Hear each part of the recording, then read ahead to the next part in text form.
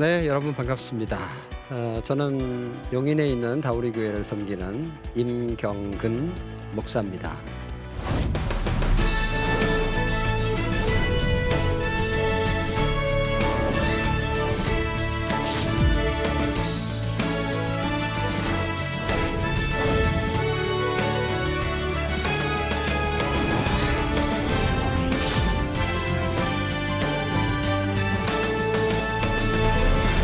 이 시간에는 어떻게 가정 예배를 행복하게 할 수 있을까?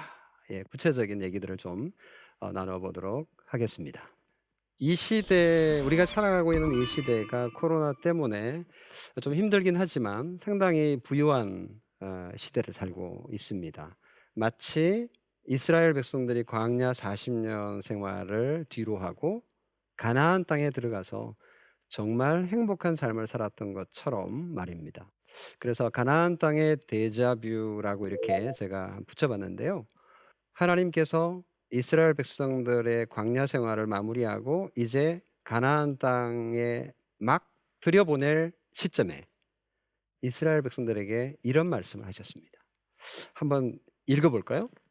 내 하나님 여호와께서 내 열조 아브라함과 이삭과 야곱을 향하여 내게 주리라 맹세하신 땅으로 너로 들어가게 하시고 내가 건축하지 아니한 크고 아름다운 성읍을 얻게 하시며 내가 채우지 아니한 아름다운 물건이 가득한 집을 얻게 하시며 내가 파지 아니한 우물을 얻게 하시며 내가 심지 아니한 포도원과 감람나무를 얻게 하사 너로 배불리 얻게 하실 때에 지금 우리가 살고 있는 복지를 이스라엘 백성들이 마음껏 누리게 될 것이다 라고 가나안 땅에 들어가기 전에 이미 말씀해 주셨어요. 니네들 지금 들어가면 이런 삶을 살게 될 거야. 이건 거짓말이 아니고 진짜로 일어날 미래에 대한 예언이었던 거죠. 그래서 제가 이제 지금 우리가 사는 삶과 그 당시의 삶을 지금 이제 매치 한번 시켜 보았는데 젖과 꿀이 흐르는 땅 그리고 뭐 포도송이가 뭐 어마어마하게 커서 뭐 어깨에 짊어지고 그렇게 올 정도로 살기 좋은 곳 이렇게 생각을 할 수 있습니다. 밑에 이제 그림이 요즘 이제 현대 사회인데요. 돈이 많아서 못하는 게 없는 거죠. 이런 시대가 오리라고 누가 상상을 했겠습니까? 정말 좋은 시대를 우리가 살고 있고요. 특히 우리의 자녀들은 이게 당연한 것인 줄 알고 그렇게 살아가지만 사실은 당연한 게 아닌데 말이죠. 그러면 이런 시대에 우리는 어떻게 신앙생활을 해야 되느냐? 이제 조심해야 된다. 정말 조심해야 된다. 왜? 우리가 풍성하면 풍성할수록 하나님을 더 높이고 그분을 찬송하고 그분을 예배하고 믿음이 더 좋아져야 되는데 이게 이제 반비례하는 겁니다. 성경도 그걸 가르쳐 줬고 또 실제로 역사를 보면 그런 현상들이 있는데 안타깝게도 우리나라도 지금 그런 지경이 된 것이 아닌가.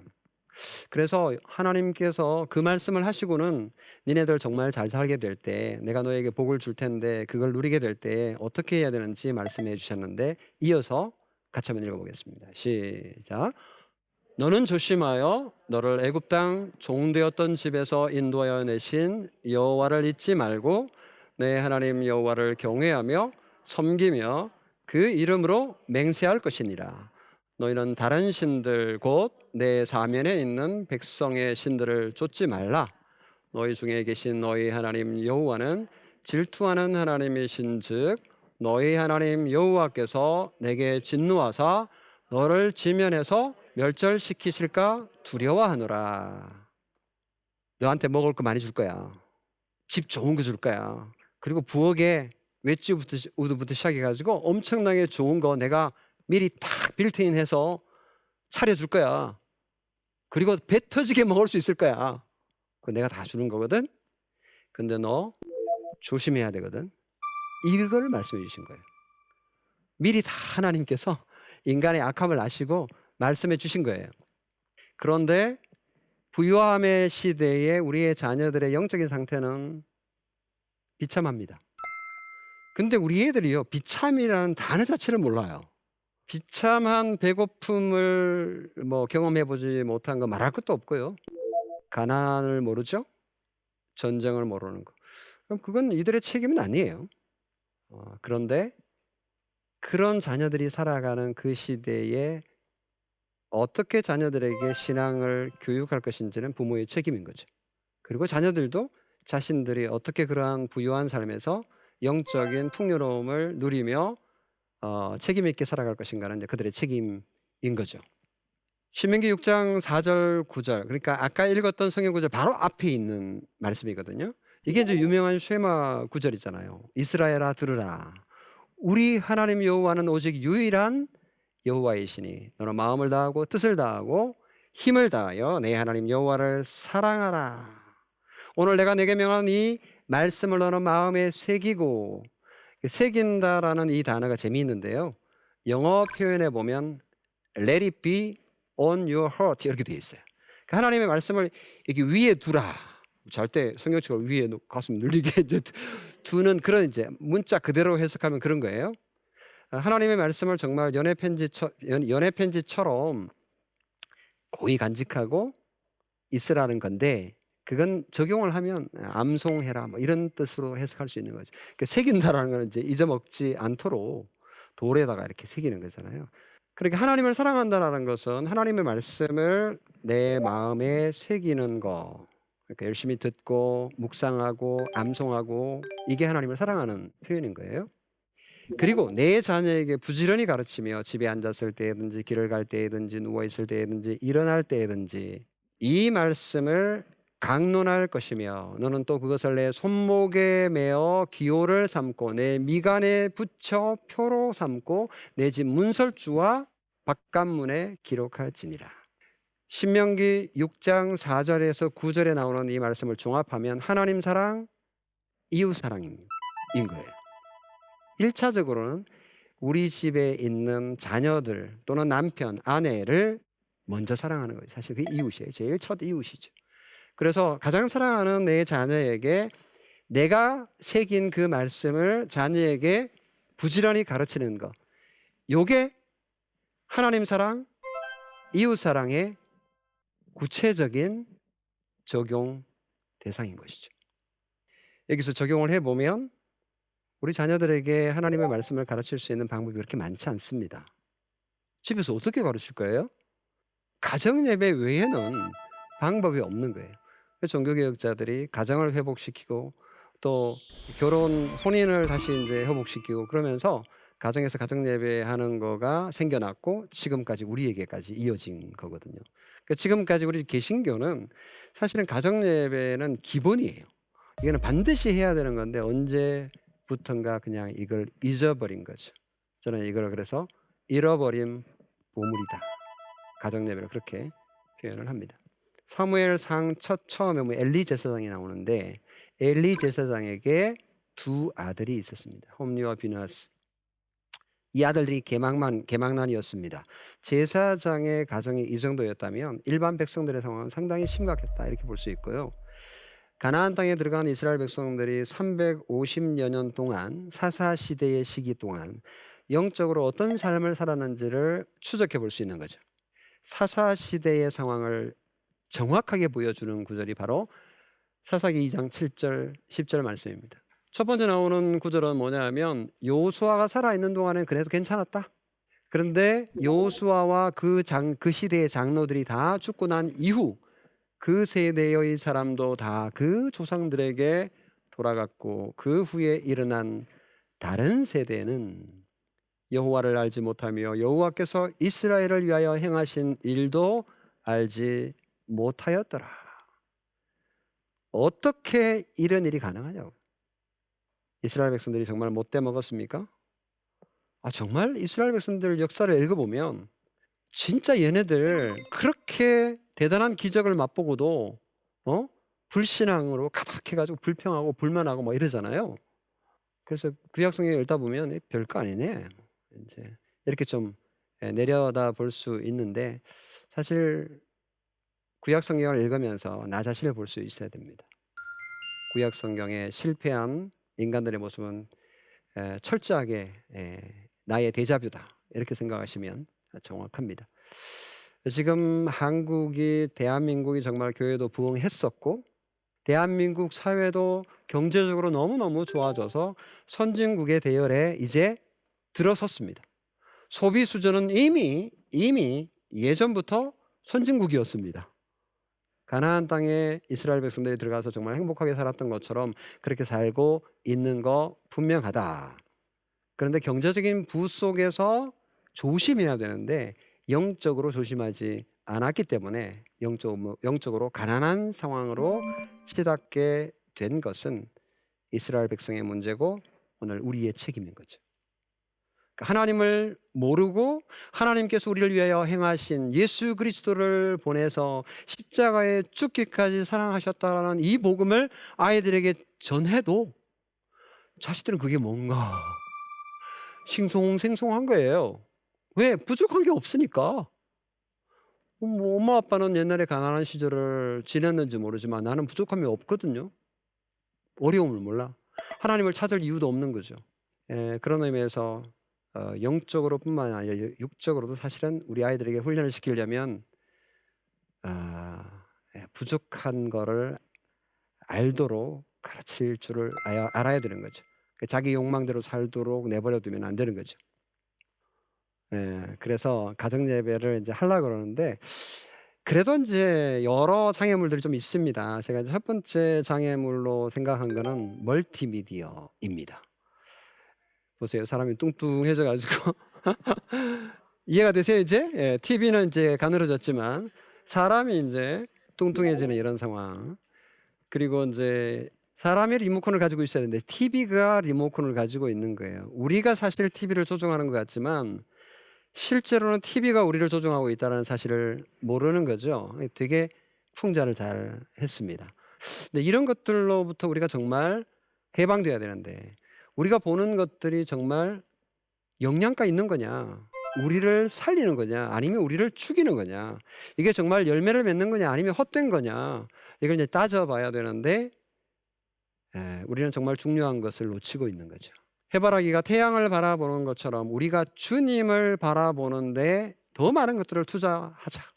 주바라기, 주님을 바라보자. 이렇게 한번 생각해 봤습니다. 그래서 그렇게 할 수 있는 방법은 가정예배밖에 없다. 근데 가정예배를 하려고 그러니까 정말 난 어떻게 해야 될지 모르겠어. 한 번도 해본 적이 없어요. 이런 사람도 있고요. 또 어떤 사람들은 가정예배에 대한 기억이 지긋지긋한 거예요. 부정적인 경험.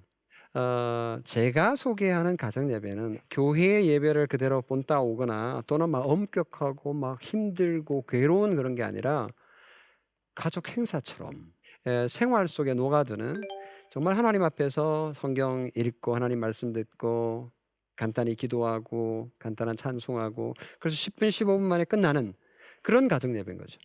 그래서 부정적인 경험이 있지만 그러나 그것이 영적인 굉장히 중요한 하나님을 아는 지식을 배울 수 있는 소중한 기회이기 때문에 놓치지 마라, 이렇게 말씀을 드리고 싶고요. 예배라서 부담스럽다 이렇게 말하시는 분, 이게 용어를 좀 바꿔야 돼요. 사실은 가정 예배라고 말하기보다는 가정 기도회, 가정 경건회 뭐 이렇게 이름을 붙이는 게 오히려 더 좋고요.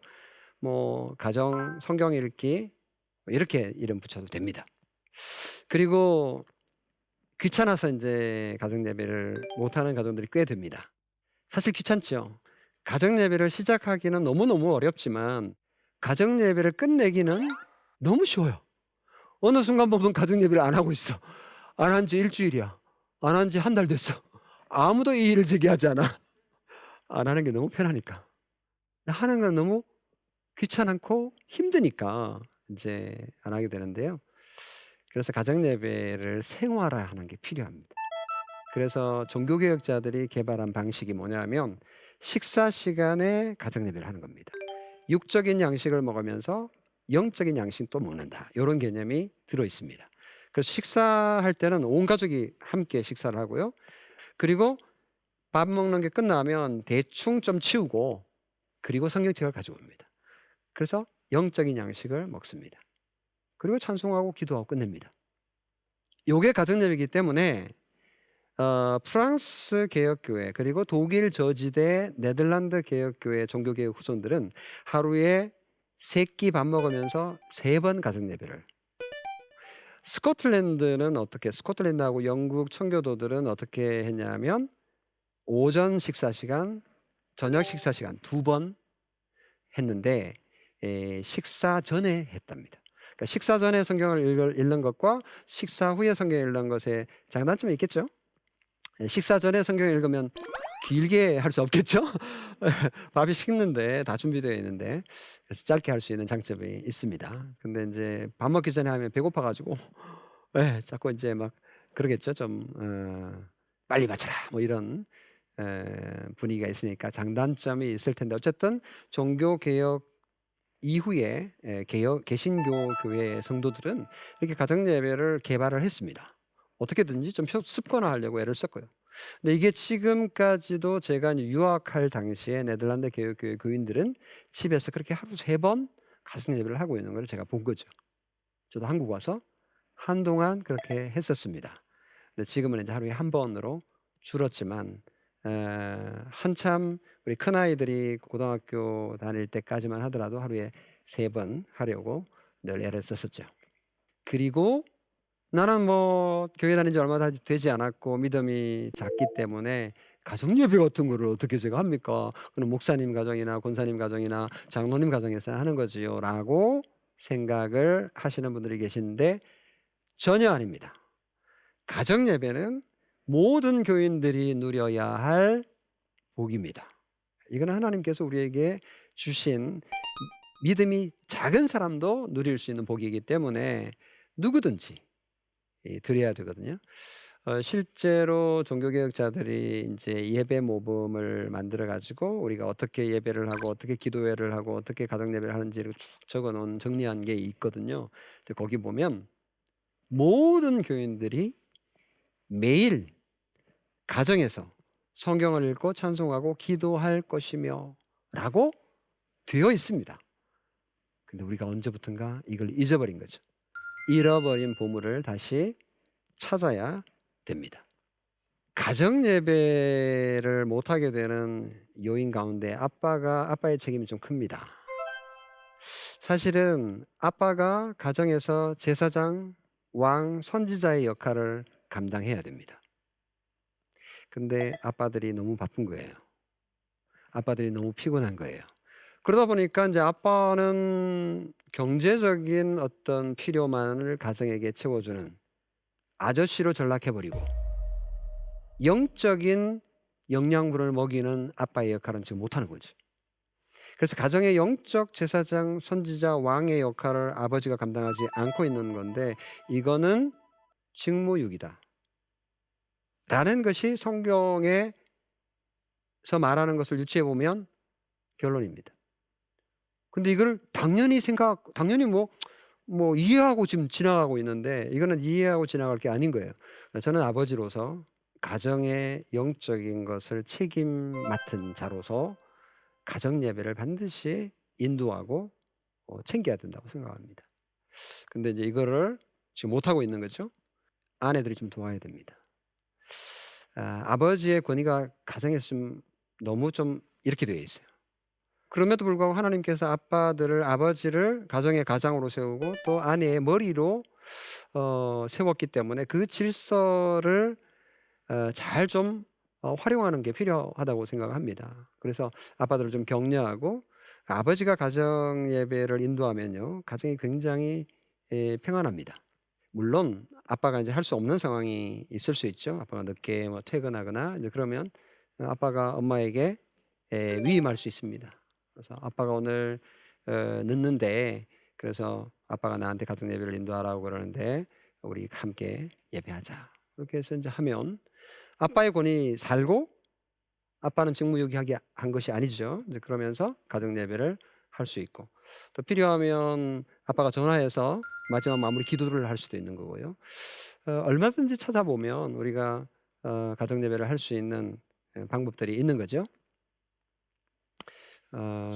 가정 예배를 위한 구체적인 팁 20가지를 제가 책에 다 썼거든요. 그래서 제가 소개를 하나씩 하려고 그러는데, 첫 번째, 기도로 준비한다. 이게 영적인 싸움이기 때문에 사탄이 좋아할 리가 없습니다. 오늘 인제 이 얘기 듣고 가정 예배 인제 하리라 해서 인제 하려고 하면 온갖 이유들이 등장해서 못하게 막을 겁니다. 기도해야 되고요. 그리고 온 가족 행사이기 때문에 함께 의논해야 됩니다. 그래서 가족 회의를 하십시오. 그리고 시간과 장소를 구체적으로 가능한 시간을 정해서 하시고요. 네 번째에서 일곱 번째는 이제 아버지의 권위 문제는 아까 제가 조금 설명했기 때문에 지나가겠습니다. 어쨌든 이 가정 예배를 통해서 아버지의 영적인 권위가 좀 세워져야 되겠다. 아버지들의 영적인 권위가 무너지니까, 가정에서 무너지니까 교회 가서 자꾸만 권위를 세우려고 그러고 직분 받으려고 그러고 큰 소리 치려고 그러고 서운해하고 막 이러는 거죠. 근데 가정에서 이런 역할들이 제대로 되면 아버지들이 굉장히 안정감 있게 신앙생활을 할 수 있을 거라고 믿고요. 가정 예배가 딱딱하면 안 됩니다. 지루해서도 안 됩니다. 짧게 하는 걸 두려워하지 말고요. 바쁘면 기도만 하고 마쳐도 됩니다. 그리고 자유로워야 되고 기도, 찬송, 나눔의 요소들이 있으면 특별한 방법이 없는 거다. 가정마다 개발하면 된다. 그리고 공예배 순서를 굳이 따를 필요 없다. 헌금 시간 해도 괜찮습니다만은 굳이 그래야 될 필요는 없는 거죠. 아이가 어릴 때 시작하는 게 좋고요. 성경을 읽는 것으로 충분한데 설교하지 말고 질문하고 대화하는 시간을 반드시 가지라고 말씀을 드리고 싶어요. 그 효과가 굉장히 큽니다. 그리고 제발 설교하지 마세요. 할 수 있습니다. 1년에 한두 번 명절 때 얼마든지 할 수 있겠죠. 그런데 반드시 적어서 해라. 안 그러면 100% 잔소리 된다. 그것도 똑같은 레파토리로 반복하게 될 것이다. 내 애들은 다 알거든요. 아빠가 또 저 얘기한다. 귀 막습니다. 안 듣는 거죠. 그래서 대화가 이루어지는 정말 살아있는 그런 가족 모임이 되면 좋겠고요. 기도는 절대로 길게 하지 말고 기도 제목은 구체적이어야 한다. 세계 선교를 위해서 이런 거 하지 말라는 얘기 아니고 하면 해도 됩니다. 근데 너무 좀 큰 거 말고 구체적인 우리 자녀들의 얘기들, 그리고 우리 가족들의 얘기들, 그러다가 이제 옆집 좀 갈 수 있긴 하겠지만 구체적이고 실제적이어야 하고요.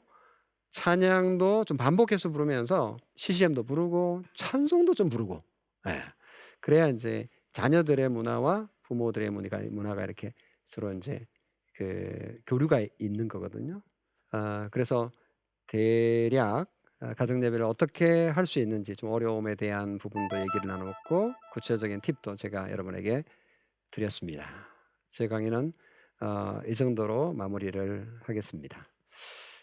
그러면 질문이 있으시면 질문해 주시기 바랍니다. 네. 네, 저희는 가족이 다 같이 모이기 힘든 가정인데요. 앞서 설명해 주신 예배 방법 외에도 또 다른 가정 예배를 보는 방법이 있는지 좀 알려주세요. 좋은 질문인데요. 가장 좋은 거는 어떻게든지 함께 모이도록 노력하는 거죠. 그럼에도 불구하고 한국 사회에 지금 큰 변화가 없는 한 어려운 상황이 많죠. 방금 말씀하신 것처럼. 근데 마침 이제 문명의 이기가 무조건 나쁜 건 아니죠. 멀티미디어나 이런 것들, 핸드폰이나 또는 줌이나 또는 유튜브나 하여튼 다양한 방식들을 이용해서 멀리 떨어져 있지만 같은 시간에 서로 이렇게 소통할 수 있는 방법이 있는 것 같아요.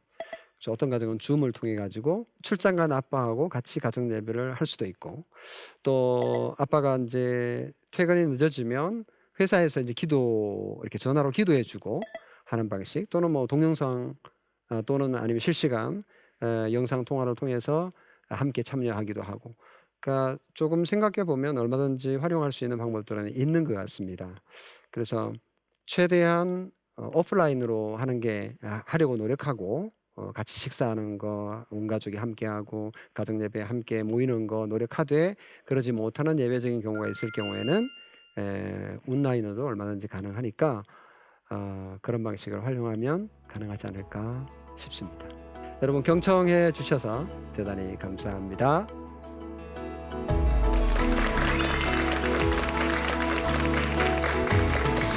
정말 좋은 시대에 우리가 살고 있고요. 이게 당연한 것인 줄 알고 그렇게 살아가지만 사실은 당연한 게 아닌데 말이죠. 우리가 풍성하면 풍성할수록 하나님을 더 높이고 믿음이 더 좋아져야 되는데 이게 이제 반비례하는 겁니다. 사실은 가정 예배는 기본이에요. 이거는 반드시 해야 되는 건데 언제부턴가 그냥 이걸 잊어버린 거죠. 저는 이걸 그래서 잃어버린 보물이다. 해바라기가 태양을 바라보는 것처럼 우리가 주님을 바라보는데 더 많은 것들을 투자하자. 그래서 그렇게 할 수 있는 방법은 가정 예배밖에 없다. 굉장히 중요한 하나님을 아는 지식을 배울 수 있는 소중한 기회이기 때문에 놓치지 마라. 이렇게 말씀을 드리고 싶고요.